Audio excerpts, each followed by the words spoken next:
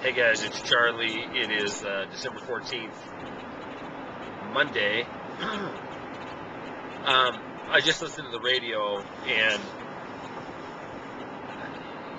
they were covering the president today talking to the head of the five big banks,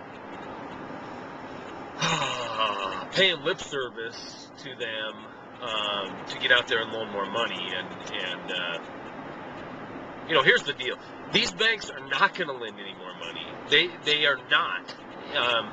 All of them but Citi now have repaid their upfront money that they received under TARP. They're under no obligation to lend.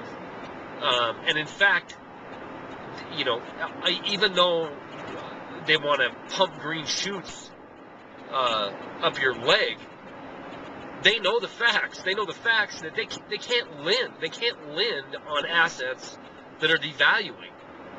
They can't lend on your home when they know, even if you're sitting there with 75% loan to value ratio, that it's going down. They know that in a year or 2 years, that'll be underwater.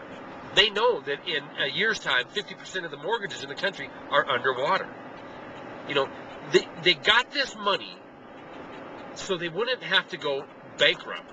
And then they used the next year to pump up their stock value and make more stock offerings to get more money to pay back the loans. But none of it was real. None of it's helping the economy. None of it's getting pumped into the system. All of it's there strictly to save the too big to fails. So they don't have to shut their doors, so they don't have to take a loss, and they can have the largest year of bonuses in their history. That's what happened. That's exactly what happened. They took these billions and billions of dollars up front and just parked it at the Federal Reserve and made more money on the carry trade than they ever could have on financing the losers of the nation. And I say that meaning all of us. All of us that are not too big to fail, in their eyes, are losers. We're the losers that is not worth loaning money to. Because, you loan money on my house at $180,000, $190,000, you're going to be going backwards on that asset in a year or two. So the idea that the president can go in and talk to these guys and coerce them to lend money is a joke. These guys aren't going to do any such thing. And the biggest crime of all that is that these banks are healthy because of us. They've given this nominal face value amount of money back, but they wouldn't have earned that repayment money if it wasn't for the fact that the Federal Reserve flooded their accounts with cash. They couldn't have pumped up their stock. They couldn't have made stock offerings. And in fact, these guys are still sitting on billions of taxpayer dollars that were issued as counterparty from AIG. So the whole thing is a scam. It's a joke. And it's ironic that it happens today after Larry Summers comes out over the weekend and declares the recession over.